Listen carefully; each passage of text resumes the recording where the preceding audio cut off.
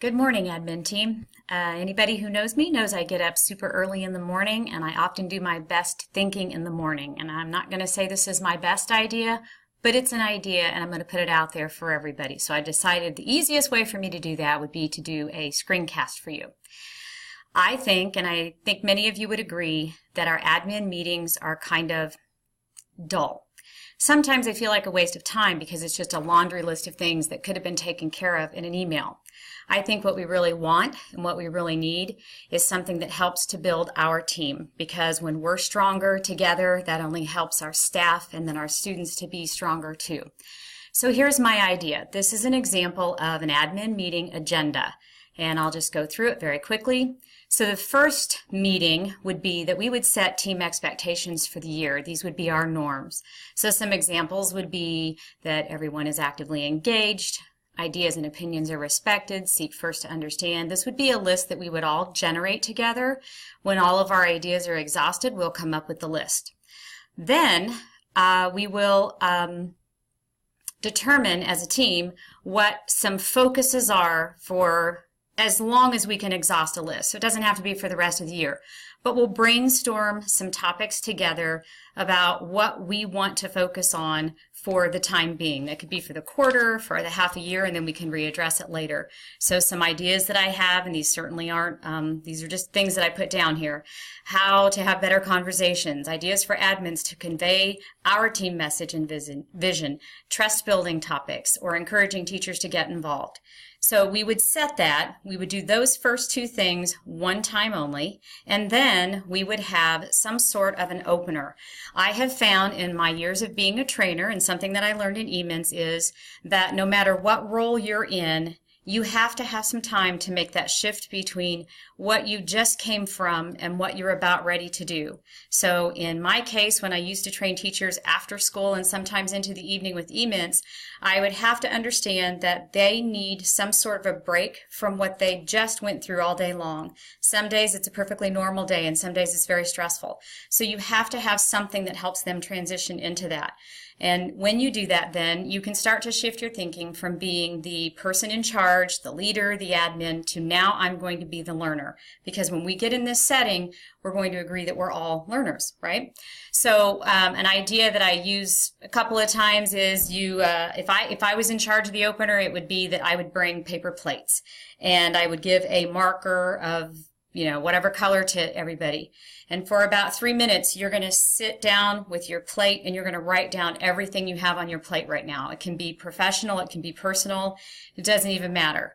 And then everybody gets to go around and share a couple of things that are on their plate. And I think that does two things. It validates that we all have a lot on our plate. And two, we might learn something about someone. We might hear something that they have on their plate that's personal that we're relating to, so we can connect with that person later on. Or we can connect professionally because you have something on your plate. I'm experiencing the same thing this week, so maybe later on we can talk about that. So it's a transition opener, and that's what those are designed for. And then we would do something that I've just called here our hit list. Our hit list are all those things that we're currently talking about in our admin meetings that could be taken care of in an email. So the idea is that the hit list would be published on our admin agenda at least a few days before we meet. And everybody's responsibility is that you're going to read the hit list.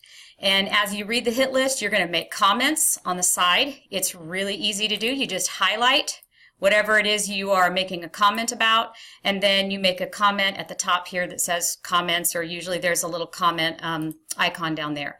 Or you can ask questions. So they could be clarifying questions or something that you didn't understand.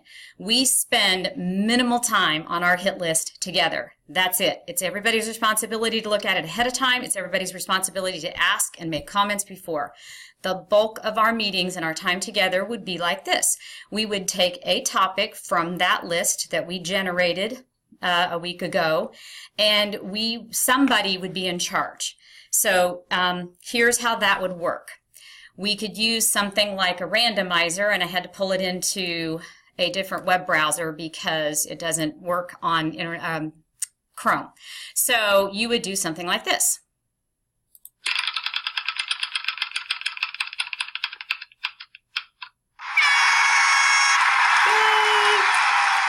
Brian Moeller gets picked to be the facilitator for the next meeting. Brian Moeller can do one of three things. He can say, I'll take that task. I'll be the facilitator next time. He can say, I passed this week. If he passes this week, we spin it again. He can say, I'd like to do it, but I'd like to have a co-facilitator. So what do?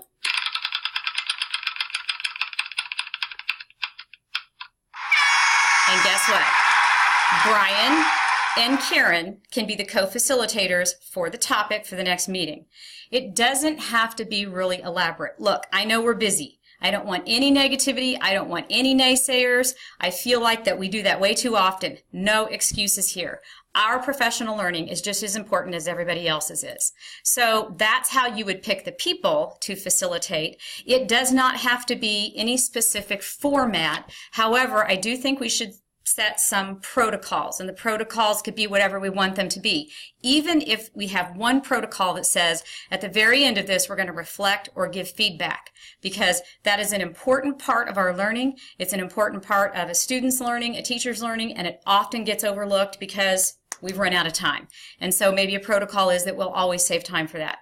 So that's my idea. I know that many of you are also thinking about some of these ideas too, and this isn't the idea. This is just an idea I have. I had to get it off my chest. I'm sorry that this is now 6 minutes and 30 seconds long, but you know what? Watch it together. I don't know what else to say. Tell me what you think about this idea, and you guys have a great Friday.